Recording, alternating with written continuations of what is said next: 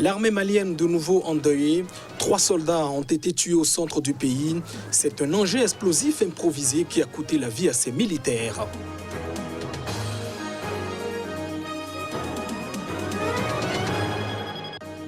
En Ouganda, les avocats de Bobi Wine devant la haute cour de justice de Kampala, ils ont plaidé la libération de leur client. L'opposant est assigné de fait à résidence depuis l'annonce des résultats de la présidentielle. Et puis au Sénégal, l'acteur français d'origine sénégalaise Omar Sy a effectué un séjour à Dakar. Il a été reçu par le président Macky Sall à suivre le but de sa visite au pays natal.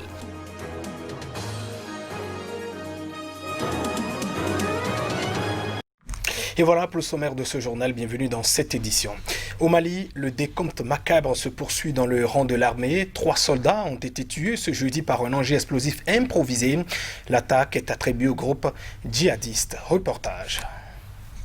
Les 3 membres de la garde nationale, l'un des corps de l'armée malienne, ont trouvé la mort. Leur véhicule a sauté sur un explosif entre Koro et Mondoro, près de la frontière avec le Burkina Faso. C'est ce qu'ont indiqué 2 responsables militaires sous le couvert de l'anonymat. L'attaque a fait 5 autres blessés, ont-ils dit. L'un d'eux est dans un état critique, a dit un médecin, également sous le couvert de l'anonymat. Ces soldats sont les derniers à mourir à cause d'engins explosifs improvisés, l'une des armes de prédilection des djihadistes contre les forces armées dans la sous-région. 5 casques bleus de la mission de l'ONU au Mali, MINUSMA, ont été tués en janvier dans des attaques impliquant de tels engins. Avant eux, les engins explosifs improvisés ont causé la mort de 5 soldats de la force anti-djihadiste française Barkhane le 28 décembre et le 2 janvier. Lundi, c'est au Niger, autre pays sahélien secoué par les agissements djihadistes, qu'une mine artisanale a tué 4 soldats de l'armée nationale dans le sud-est, proche du Nigeria. La Centrafrique a décrété l'état d'urgence pour 15 jours sur l'ensemble de son territoire, majoritairement sous contrôle des groupes armés. A noter que le président Faustin Archange Touadéra a été réélu officiellement lundi dernier sous fond d'une nouvelle offensive rebelle. L'état d'urgence de 15 jours décrété ce jeudi sur l'ensemble du pays va permettre aux autorités de procéder à des interpellations sans forcément passer par le procureur de la République. Toujours ce jeudi, l'émissaire de l'ONU en Centrafrique, Mankeur Ndiaye, a réclamé au Conseil de sécurité une augmentation substantielle du nombre de casques bleus déployés dans le pays après les récentes attaques meurtrières des principaux groupes armés qui occupent les 2 tiers du territoire. La demande d'augmentation du contingent de la MINUSCA devrait également aider le président Touadéra à asseoir son autorité alors que le représentant de l'ONU en Centrafrique a déploré une grande désertion depuis décembre des forces de sécurité centrafricaines qui imposent des réformes. Mankeur Ndiaye n'a pas précisé le nombre de casques bleus supplémentaires souhaités pour la MINUSCA qui représente déjà l'une des plus grosses et coûteuses opérations de l'ONU dans le monde. Selon une source proche du dossier, la MINUSCA souhaiterait le renfort de 3000 casques bleus avec des moyens aériens importants, des drones, des hélicoptères d'attaque, des capacités de franchissement ou encore forces spéciales. Mankeur Ndiaye a aussi réclamé une prorogation de quelques mois du renfort intervenu en décembre de quelques 300 militaires rwandais détachés de la mission de paix menée au Soudan du Sud. À l'origine, ce renfort, plutôt rare à l'ONU, était prévu pour 2 mois. En Ouganda, les avocats de l'opposant Bobi Wine ont plaidé devant la haute cour de justice de Kampala, la capitale, pour exiger sa libération. Le principal rival du président sortant Yoweri Museveni est toujours bloqué chez lui, une semaine après l'élection présidentielle dont il rejette les résultats. Les avocats de Bobi Wine ont demandé que le client puisse être rapidement convoqué par le juge qui doit vérifier les motifs de sa mise sous surveillance et prononcer éventuellement sa mise en liberté définitive ou sous caution.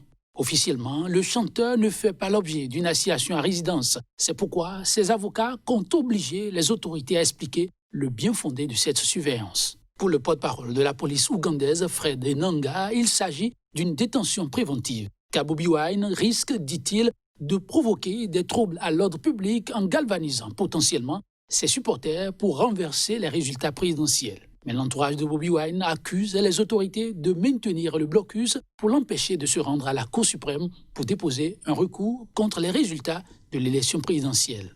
La date limite est fixée au vendredi 29 janvier. Après l'audience, les avocats ont pu rendre visite à leur client et lui amener de la nourriture. Ce sont les premières personnes autorisées à se rendre au domicile de Bobi Wine depuis sa mise en résidence surveillée samedi. Pour l'ONG Amnesty International, il n'y a pas de doute, la détention de l'opposant est politiquement motivée et l'ONG demande sa remise en liberté. La décision de justice doit être annoncée lundi matin. De son côté, le président Yoweri Museveni a enfin fait sa première tournée publique depuis l'annonce contestée de sa victoire. Il est arrivé jeudi dans la capitale en fin d'après-midi. En Égypte, 2 journalistes sont arrêtés et jetés en prison. C'est l'ONG Reporters sans frontières qui alerte et appelle à leur libération immédiate. Apparu cette semaine devant la Haute Cour de sûreté de l'État du Caire, le photographe Hamdi Al-Zem et le rédacteur Ahmed Khalifa ont été placés en détention provisoire pour 15 jours pour diffusion de fausses nouvelles et appartenance à un groupe terroriste, précise Reporters sans frontières.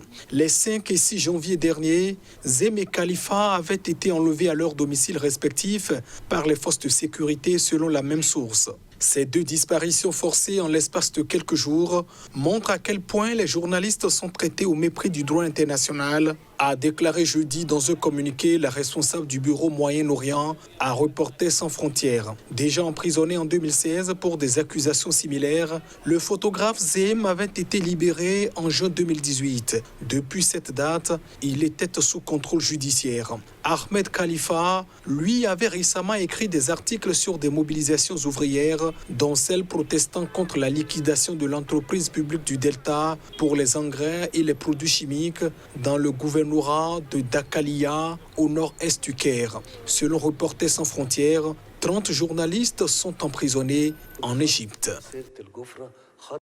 Et un bref et une image en Afrique du Sud, Jackson Mthembu, ministre délégué et conseiller du président Cyril Ramaphosa, est décédé du Covid-19, c'est ce qu'a annoncé la présidence. Jackson Mthembu était le visage public de la lutte de l'Afrique du Sud contre le Covid, âgé de 62 ans. Il a été diagnostiqué positif, à la maladie le 11 janvier dernier. Militant anti-apartheid, il avait été parlementaire et porte-parole national du Congrès national africain. L'ANC, le parti au pouvoir de l'Afrique du Sud post-apartheid depuis l'élection de Nelson Mandela au scrutin en 1994.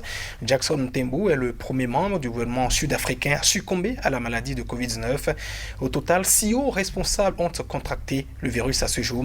Le président Cyril Ramaphosa, lui, a présenté ses condoléances dans une déclaration ce jeudi, se disant choqué et attristé. Et on reste toujours dans le cadre de la pandémie pour évoquer que durant une conférence de presse en ligne, la directrice de l'Afrique à l'Organisation mondiale de la santé a déclaré que le programme COVAX envisage de livrer à l'Afrique 600 millions de doses de vaccins d'ici la fin de l'année 2021. Elle a également déclaré que la deuxième vague du coronavirus est plus meurtrière. Africa is facing a second wave in the COVID-19 pandemic. L'Afrique est confrontée à une deuxième vague de la pandémie Covid-19 avec plus de 3,3 millions de cas et 81 000 vies malheureusement perdues. Le premier pic épidémique de juillet a donc été dépassé en décembre et les cas continuent à s'accélérer à un rythme nettement plus rapide. Je pense que nous avons une combinaison de facteurs, peut-être la fatigue concernant les mesures et bien sûr la période des fêtes avec ses voyages et ses rassemblements. And then of course the festive season with its travel and gatherings. In Africa, COVAX is targeting phased delivery of 600 million doses. En Afrique, COVAX vise une livraison progressive de 600 millions de doses d'ici la fin 2021 et je suis sûr que nous en entendrons parler davantage avec Tabania. Ce programme est basé sur 2 doses par personne et couvrira, comme prévu, les 20% de la population initiale des pays africains. And is aimed to cover the initial 20% of the population in African countries. An initial 30 million doses are expected, and I say this with some caveats. Une première trentaine de millions de doses sont attendues, et je dis cela avec quelques réserves, commenceront à arriver dans les pays d'ici mars. Les doses sont destinées en priorité aux travailleurs de la santé et à d'autres groupes hautement prioritaires, puis elles seront étendues pour couvrir d'autres groupes vulnérables. to cover additional vulnerable groups. Ilanan Omar Sy, il est acteur français. Il raconte ici sa visite de 48 heures au Sénégal, son pays d'origine, le pays natal de son pays, où il a été donc reçu par le président Macky Sall. Omar Sy est la vedette de la série française Lupin sur Netflix, classée numéro 1 dans une dizaine de pays. C'était une visite courtoise, voilà, de félicitations, de reconnaissance et d'accueil. Notez, je lui parlais justement des projets de route, le desservissement de certains pays, notamment pour aller au Fouta, là où se trouve ma famille. J'ai noté un certain progrès, et aussi sur la pollution. Je suis venu l'année dernière au niveau des plastiques, etc. C'est vraiment notable à l'œil nu de voir que le pays est dans une forme d'évolution. C'est ce que j'ai pu constater depuis mes 48 heures. Hein. C'est tout frais encore. Ben oui, je suis curieux déjà de faire un constat, de rencontrer aussi la jeunesse par rapport à mon secteur qui est l'audiovisuel. Donc j'ai pas mal de jeunes que je vais rencontrer bientôt. Et voilà, et de voir comment je peux être une aide pour ces jeunes-là. Ouais, c'est une jeunesse qui a très envie, qui est déjà très informée, formée, inspirée. Et en fait, il n'y a pas besoin de grand-chose. Même je me demande si c'est pas moi qui vais apprendre. Mesdames, Messieurs, ainsi se referme cette édition. Merci de votre attention. Au revoir.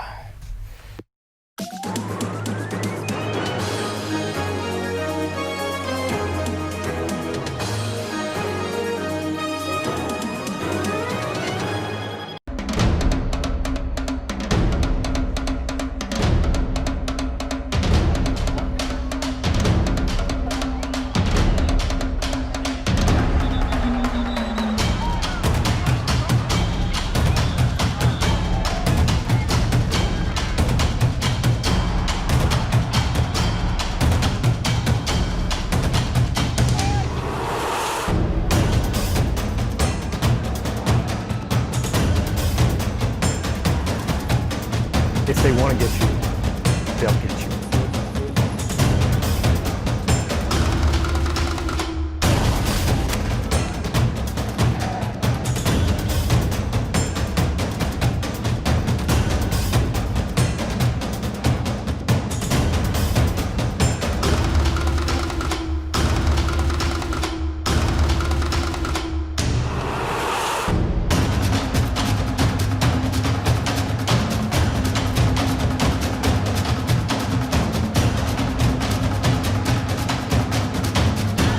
Restez informés à chaque instant sur Sika.